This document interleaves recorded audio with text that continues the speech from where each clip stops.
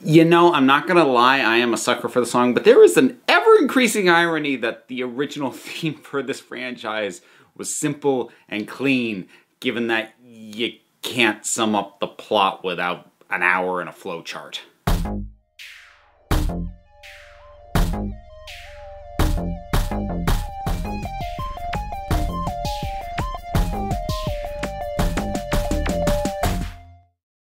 So this was actually something that has always been on the short list of things for me to talk about for Why It's Awesome, which is just my series of me rambling about stuff that I love, whether it's topical or not. But suddenly this became topical because something I thought might never happen actually happened, which is Kingdom Hearts 3 came out.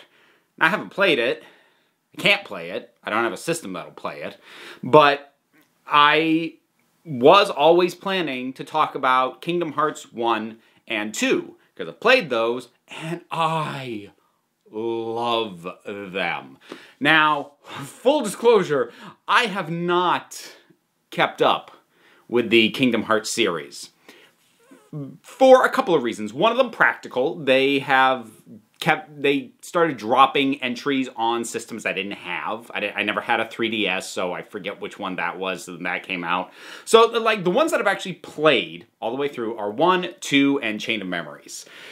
Everything else after that, I think my other problem is I was working off the old model where the numbered entries in the series were the important ones. Anything else was a spin-off and not stuff you necessarily needed to know. And apparently that's where all the plot has been happening, and the plot is, wow, it's kind of become a punchline. But I really don't want to focus on that. I want to go back to that original game.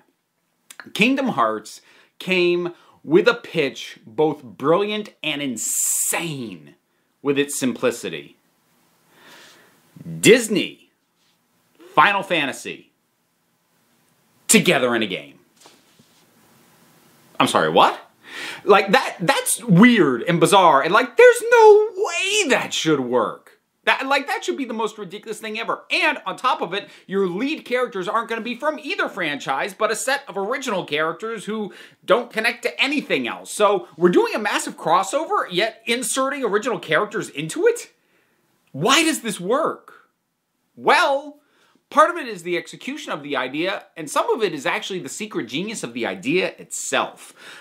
So, execution-wise, that first game was just, for the time especially, not sure it's aged great. A lot of stuff from sort of that era it's showing its age, but it was visually really well done. It was terrifically designed. Cutscenes were great. The voice acting was amazing. Music was awesome. It was fun to play, which is always kind of key to all these things. And in the initial game, at least, the story was, while a little bit nonsensical, not convoluted. Now, when I mentioned the intrinsic secret brilliance of the concept, here's what I mean by that. So the structure of that original game, and also of Kingdom Hearts 2, and from what I gather, Kingdom Hearts 3 as well, but again, haven't played it, is that you're just moving from Disney World to Disney World and helping the heroes and defeating the villains of that Disney setting. Now, on the one hand, you think, well, boy, that's cheesy as heck, but there was something that I realized while playing it. And the main reason I got into it was I just kind of, at the time, I found Square Enix to be very reliable. They'd made most of my, well, dating back to when they were just Squaresoft, they had made most of my favorite games up to that point, so I was willing to give it a shot. So the thing is, that sort of general concept of the heroes working their way through a grander story and saving certain characters, certain areas as they go along, is fairly typical. That's not an atypical structure for an RPG-ish kind of game of the time. But the thing is, most of the time as you're doing that, your only investment is in your own character, maybe in, the villain that you're chasing down, or, whatever is the recurring stuff. You generally don't get invested in the individual settings that you're in for a little while to save some local whoever from the regional kobold nest or whatever. But you drop the player into a Disney setting, something they grew up with, something they have nostalgia for. And it immediately gives you a much higher level of investment of what would otherwise be just the latest grinding zone. Because, you know, I remember having the worst sinking feeling in that first game when there was the section set in the 100 Acre Woods. I went, oh no, you are not going to threaten Winnie the Pooh. No, I will defend this wood to my dying breath because I have inherent investment, emotional commitment, baggage already tied up in these characters. And it makes it immediately easier and really rewarding to be, more excited about each new setting you get in, because you're like, oh, I get to be here now? And also it makes you more invested on wanting to save it, because you already love it, and you already love the characters. And that, to me, was the key ingredient as to what made that first game especially just really phenomenally good. And plus, beyond that, most of it worked pretty dang well. The combat was pretty good. The platforming in the first game was a little and some of the stage layouts could have been better, but you know what? That was the sort of thing that got really refined in the second game. The second game did what I think any good sequel should do. It made sure to keep the things that already worked, and the things that weren't quite there, could have been better. It didn't scrap them, but it improved them. So like in the first game, the gummy ship, which is your means of getting from world to world, was not a particular highlight of the game. Now, a lazier developer would have scrapped that completely. They didn't. They refined it. They actually made it more fun in the second game. Similarly with things like the level layout, the platform. Well, the platforming in general was scaled down because they realized people were enjoying the action and the fighting a bit more. And the level layouts got better. They put a focus on what didn't work and left what had worked alone, for the most part. The story did start to get its convolutedness in that second game. So, boy, I've been kind of avoiding the story, haven't I? Alright, so going back to the first one. It's actually, while the specifics are a little bit fantasy, whatever the fantasy equivalent of technobabble is, it's really easy just to get the gist of it. There's this darkness, there's these things called the Heartless, they are little black blobby kind of things. They're bad, we fight them. I mean, that's it. There's more going on. The bridge between worlds, you know, that there is an explanation for that. We have Disney villains teaming up, you know, that all factors in. But the ultimate core pitch is, see those little black things? They're bad, deal with them. Cool. The specifics, I'm not going to say they don't matter, but the fact that they are a little bit not always fitting together isn't a detriment because the core idea is so basic and simple. When we got to, well, basic and simple and clean. How about that? Should have just said that. Should have backed up and edited in as if I said that the first time. Didn't. Moving on. So then we get to the second one and we get the introduction of things like Organization 13. Which apparently has gotten way more convoluted because I guess, like, I tried to do a vague catch-up on what's been going on with this plot now that the new one's out. And apparently, the Organization 13 in Kingdom Hearts 2 isn't the quote-unquote real Organization 13. And there's another one, and I can't even. Anyways, they introduced something in addition to the Heartless. They introduced the Nobodies, which are basically white Heartless. Now, story-wise, it is starting to get a little bit overcomplicated. But it is still ultimately pretty good in terms of keeping it simple enough that when you are dropped into a situation, you know what's going on. You dropped in and go, oh, there's some Heartless, we can kill them. Oh, Nobodies, those are new, but they're white, they're also easily identifiable, we kill them too. Cool. And again, you move forward on that basis. And the second one had better graphics, you know, more refined combat, and all this stuff that I just love. And the original core group of 3 characters, Sora, Riku, Kyrie. Their dynamic and their chemistry is, I mean, a little bit simplistic, but they're young characters. And so it's a very basic dynamic that I think works. And the chemistry between the characters is pretty good. And then you've got your primary support characters, which are Donald and Goofy. And obviously, again, you've got the built-in rapport and connection between those characters. And that's just a lot of fun. And again, it does help with the emotional commitment. It helps that, again, in that first game, Riku, Sora, and Kairi are basically the only characters who are not pre-established, aren't from Final Fantasy or aren't from Disney. I haven't really mentioned the Final Fantasy characters too much.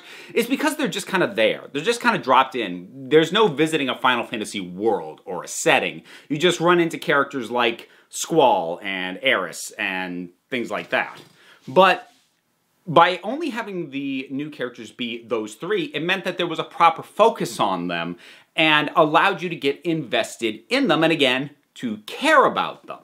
Now, I mentioned I played Chain of Memories, which was a Game Boy Advance game, and it has a plot function, like it technically falls between 1 and 2, but it's really just a rehash of 1 in a 2D setting with a different core gameplay mechanic, which was kind of cards-based, and it was fun enough. I enjoyed it.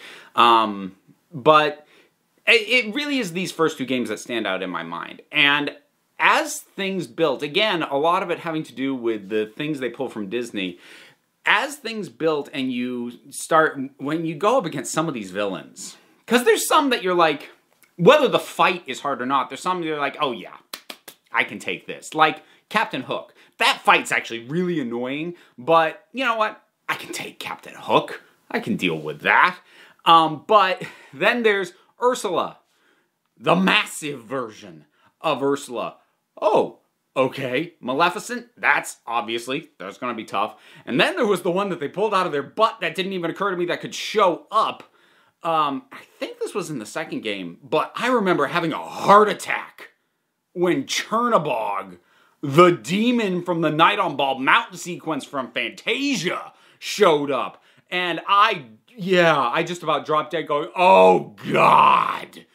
And again, perfectly banking off of my established understanding of what this thing was. Because normally, pulling that kind of, we never really even hinted that this thing was in here, big boss monster in, say, a Final Fantasy game or any other RPG, would have annoyed me.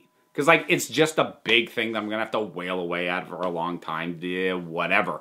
But no, I saw that and I was terrified. And the thing is, these games are by no means flawless. I mean, even the second one, which, as I say, is a more refined experience, and I think overall a better one, it does have a lot of little things that could have been better. The thing that I'll always wish was that it was possible to take direct control of your AI partners, usually being Donald and Goofy, but when you go to different worlds, you can swap in other ones, whoever is relevant to that world.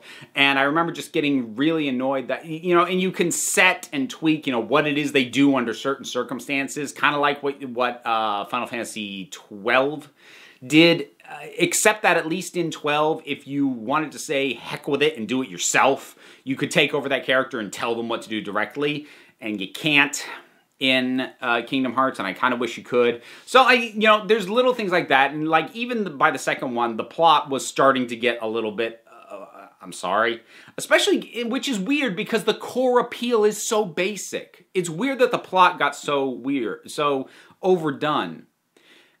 And I know I'm a lot more nitpicky about this franchise than I usually am when I talk about why it's awesome, but the thing is, that core idea of taking me from world to world to world, these worlds that I love, even the newer ones, like I thought it was really cool to go into the Pirates of the Caribbean world, because that franchise hadn't been banged into death into the ground yet. I just had so much fun dwelling in, playing in, and saving these worlds that I had an inherent investment in. And that core idea, honestly, it papers over a lot of sins. And generally, when I have something on why it's awesome, I just talk about all the things that are amazing. And again, there's plenty of stuff that's amazing in here. It's fun to play. The characters are good. I actually really like the music. I think I actually like the theme song from 2, Sanctuary, a little bit better than Simple and Clean, but they're both great. And I have been nitpicking, but the things that are good in this franchise, or at least the chunks of the franchise I've played, is so good that I don't care about the rest all that much. I can recognize it. And in the moment, sometimes I can even go, didn't need that. But you know what? Within a few seconds, I'm running through the Pride Lands, and Sora's been transformed into a lion. And I couldn't be happier. So, as much as I could, I can honestly, even these first two, I can nitpick them to death. But I don't want to because they're so much fun and they tap into something just so core to me. Because I never grew out of Disney movies. You know, there were some that I did deliberately skip, but like, I was still voluntarily watching Disney movies well into high school. I wasn't necessarily telling my friends that I was doing that, but I was. Because I love that stuff. And to have something just tap into my love of this thing and use it to motivate me through a game, it was an amazing experience. And it's one I'm always going to treasure, even though I have dropped off the series, and I don't know if I'll ever play 3. But the ones that I've played gave me some of my favorite gaming experiences on an emotional level, which I talk about with gaming sometimes. Journey was an amazing emotional game for me, which, you know, one of my more recent gaming experiences. And this is a very different thing from that, but it just knew how to tap in exactly into this right thing. And I think that's why it connects as well as it does. It's not because it's the most polished or flawless game series in the world. It's definitely not. But for the people that it connects with, on the level that it connects with me, man, there's really nothing else like it. Kingdom Hearts, as a franchise in general, for me, 1 and 2 specifically, that's why I think it's awesome. What are your thoughts on this? You can talk about just the first 2, you can talk about the newer stuff that I didn't bring up because I haven't played. If you're playing the new one, talk about that. Whatever you think about any of this, drop something down in the comments. Let's talk about it. Whole bunch of other stuff you can do down there because there's buttons and links. There's a link to the Patreon. Support is appreciated. Thank you. But there's other stuff as well. My P.O. box is down there. There's links to other things that I have done or am involved in. And, you know, check them out. But only if you feel like it. Because if you don't, that is okay. At the end of the day, you're the council. And I'm just running the meetings. Until next time, this council is adjourned.